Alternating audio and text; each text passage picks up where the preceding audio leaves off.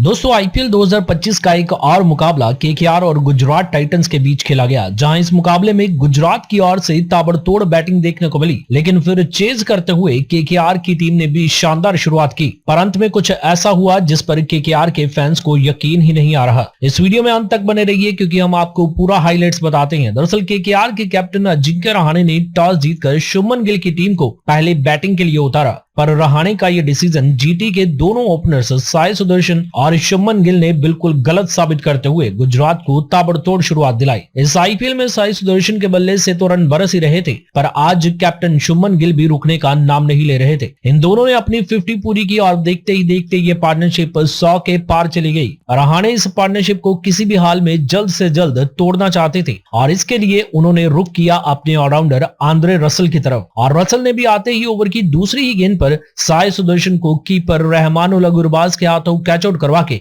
अपने कैप्टन को बड़ा विकेट दिलाया। पर उसके बाद रसल का ये ओवर बेहद ही खराब गया क्योंकि जॉस बटलर ने आते ही रसल को लगातार 3 चौके जड़ दिए, जिसके बाद रहाणे ने पूरे मैच में रसल को कोई ओवर ही नहीं दिया क्योंकि रहाणे को डर था कि जब तक जॉस बटलर क्रीज पर रहेंगे वो रसल के खिलाफ खूब रन बनाएंगे। हालांकि केकेआर के पास बटलर को जल्द आउट करने का मौका बना था, पर वैभव अरोड़ा ने एक आसान सा कैच छोड़कर वो मौका गवा दिया, और वहां वैभव ने सिर्फ कैच नहीं छोड़ा बल्कि बॉल बाउंड्री के पार भी चली गई थी। केकेआर को सिर्फ एक नहीं बल्कि 2 मौके मिले जॉस बटलर को आउट करने के। इसके बाद जब जॉस बटलर 22 रन पर बैटिंग कर रहे थे तब वरुण चक्रवर्ती की बॉल पर मनीष पांडे से भी जॉस बटलर का कैच छूट गया। हालांकि ये कैच वैभव अरोड़ा वाली कैच से थोड़ा मुश्किल था, पर बाद में तो बटलर और शुभमन गिल दोनों ने मिलकर तकरीबन हर ओवर में चौके छक्के लगाकर तेजी से स्कोरबोर्ड को आगे बढ़ाना शुरू कर दिया। इनिंग्स के 18वें ओवर में शुभमन गिल ने वैभव अरोड़ा को एक छक्का और चौका जड़ा, तो वैभव अरोड़ा ने भी कमबैक करते हुए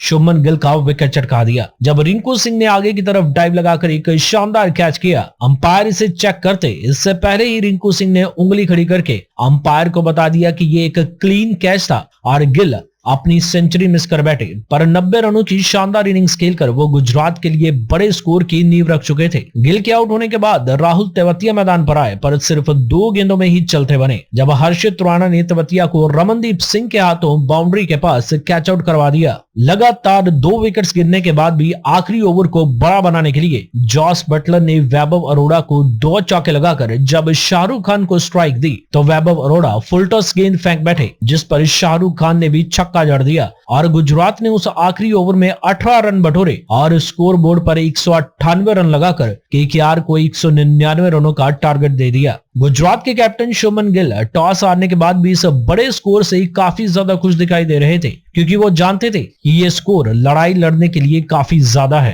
केकेआर के ओपनर्स रहमानुल्लाह गुरबाज और सुनील नारायण ओपनिंग करने उतरे तो शुभमन गिल ने शुरू से ही इम्पैक्ट प्लेयर ईशांत शर्मा का इस्तेमाल कर लिया, शरफीन रदरफोर्ड को निकालकर, क्योंकि ईशांत शर्मा ने पिछले मैच में शानदार बॉलिंग की थी, पर पहली विकेट दिलाई आज डीएसपी सिराज ने, वो भी केकेआर की इनिंग्स के पहले ही ओवर में। सिराज ने इस आईपीएल का अपना पहला मैच खेल रहे गुरबाज को प्लम्ब एलबीडब्ल्यू आउट कर दिया, जिस पर गुरबाज ने रिव्यू तो लिया पर अपने विकेट के साथ ही उन्होंने वो रिव्यू भी गवा दिया। लेफ्ट राइट कॉम्बिनेशन को कंटिन्यू करने के लिए रहाणे मैदान पर उतरे और रहाणे ने आते ही क्लासी शॉट्स लगाने शुरू कर दिए, जिन्हें देखकर तो शुभमन गिल भी हैरान रह गए। रहाणे के आने के बाद तो सुनील नारायण ने भी अपने गियर बदले और सिराज के ओवर में चौका और छक्का जड़कर अपने तेवर दिखाए, पर बाउंड्री के पास खड़े आशीष नेहरा शुभमन गिल को समझाने लगे कि सुनील नारायण के सामने पेसर को मत लगा, उसके सामने स्पिनर से बॉलिंग डलवा, और गिल ने वैसा ही करके राशिद खान को ओवर दिया और राशिद ने आते ही अपने पहले ही ओवर में सुनील नारायण को फंसाया और उसे आउट करके केकेआर को बड़ा झटका दे डाला। ये झटका केकेआर के लिए इतना बड़ा था कि इसके बाद लगातार 4 ओवरों में वो कोई ना तो चौका जड़ सके और ना ही छक्का।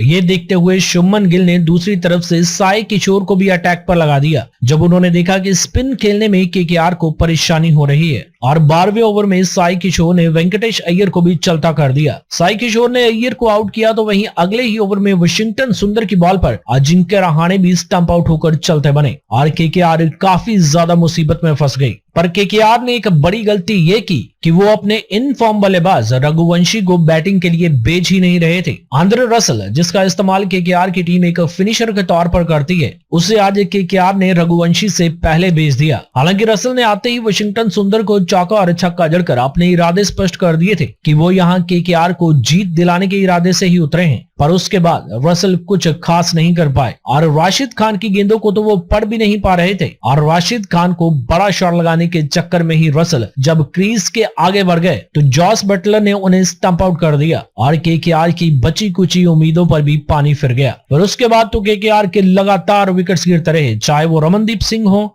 मोइन अली या फिर रिंकू सिंह। एक एक करके ये तीनों खिलाड़ी भी पवेलियन लौट गए। और रघुवंशी, जिसकी हमने पहले भी बात की कि केकेआर का ये बैटर इन फॉर्म था, उसे पहले बैटिंग पर उतारना चाहिए था, उसे केकेआर ने 9वें नंबर पर बैटिंग करने भेजा। और रघुवंशी ने आज भी अपनी फॉर्म दिखाते हुए सिर्फ 13 गेंदों में 27 रन जड़ दिए और नॉट आउट लौटे। पर इससे ज्यादा वो कुछ कर भी नहीं सकते थे, क्योंकि केकेआर ने आज बड़ी गलती कर दी थी उन्हें लेट भेजकर, जिसका नतीजा ये रहा कि केकेआर की टीम सिर्फ 159 रन ही बना पाई और गुजरात टाइटंस से 39 रनों के मार्जिन से ये मैच हार गई। 8 में से 6 मैच जीतकर 12 पॉइंट्स के साथ गुजरात की टीम अब टेबल के टॉप पर पहुंच गई है और उसकी प्लेऑफ में क्वालिफिकेशन लगभग पक्की हो गई है। तो वहीं दूसरी तरफ केकेआर की टीम इस हार के बाद अपने 8 में से 5 मैच हार चुकी है और सिर्फ 6 अंकों के साथ पॉइंट्स टेबल में 7वें नंबर पर खिसक गई है। तो दोस्तों, आपको क्या लगता है कि केकेआर की हार का कारण आज क्या रहा? आप भी इस पर अपनी राय कमेंट जरूर करें और इस वीडियो को लाइक करके चैनल को भी सब्सक्राइब जरूर कर लेना।